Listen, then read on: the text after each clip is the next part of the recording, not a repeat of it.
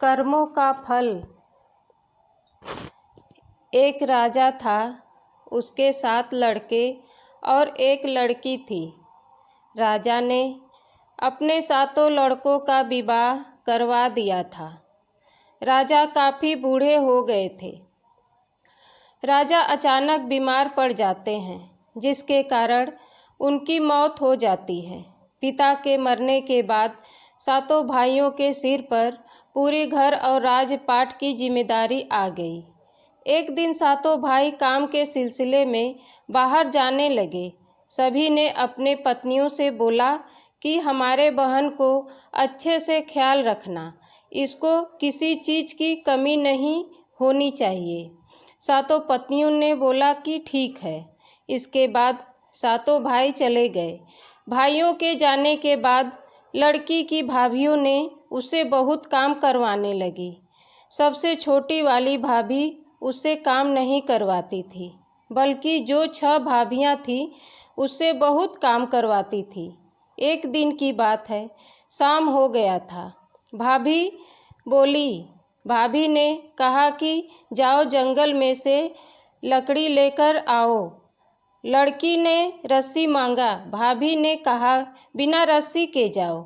वो मन में सोच रही थी कि भला बिना रस्सी के कैसे मैं लकड़ी लेकर आऊँगी। वो जंगल में गई, उसने लकड़ी एकत्रित किया और बैठकर रोने लगी। तभी एक सांप आया। उसने लड़की को रोते देखकर पूछा कि क्यों रो रही हो। लड़की बोली कि मेरी भाभी इंतजार कर रही होगी। मैं लकड़ी लेकर जाऊं तो वे खाना बनाएं। मेरे पास तो रस्सी है नहीं, तो मैं ये सारी लकड़ियां बिना बांधे कैसे लेकर जाऊं। सांप ने बोला कि बस इतनी सी बात, मेरे ऊपर लकड़ी लाकर रखो। लड़की ने वैसा ही किया और सांप ने लकड़ी को लपेट लिया। इसके बाद लड़की फिर सोच में पड़ गई कि सांप ने बोला कि अब क्या हुआ। लड़की बोली कि तुम्हें अगर मेरी भाभी देख ली तो तुम्हें मार देगी। सांप ने बोला कि चिंता मत करो, मुझे ले जाकर आंगन में छोड़ देना, मैं नाली से निकल जाऊंगा। लड़की सांप की बात सुनकर खुश हो गई और अपने घर की तरफ निकल पड़ी। कुछ देर बाद लड़की घर आ गई। उसे घर जाने में रात हो गई थी। उसके देरी से आने की वजह से उसकी भाभी ने उसे खाना नहीं दिया, उसे बहुत मारा पीटा। लड़की बेचारी रोते रोते सो गई। फिर अगले दिन उसे एक चलनी दिया और बोला कि जाओ पानी लेकर आओ। लड़की नदी के किनारे जाकर पानी भरने की कोशिश कर रही थी, परंतु सारा पानी गिर जा रहा था। वो वहीं पर बैठकर रोने लगी। तभी अचानक एक मेढक आया। वो लड़की से देखकर पूछा, क्यों रो रही हो। लड़की बोली कि मैं पानी भर रही हूँ, लेकिन सारा पानी चलनी से गिर जा रहा है, क्योंकि चलनी में बहुत सारा छेद है। मेढक ने उसे एक उपाय बताया और बोला कि बस इतनी सी बात। उसने अपने सारे मेढक को बुलाया और उस चलनी में बैठ गए और बोला कि घर ले जाकर एक बाल्टी में रख देना, हम सारे मिलकर उस बाल्टी में पेशाब कर देंगे और बाल्टी भर जाएगी। उसके बाद हम लोग वहाँ से चले जाएंगे। लड़की ने वैसे ही किया।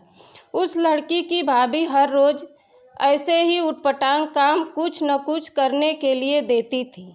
एक दिन की बात है, उस लड़की को एक काला रंग का कंबल दिया और बोला कि जाओ, जब तक ये कंबल सफ़ेद न हो जाए घर लौट के मत आना।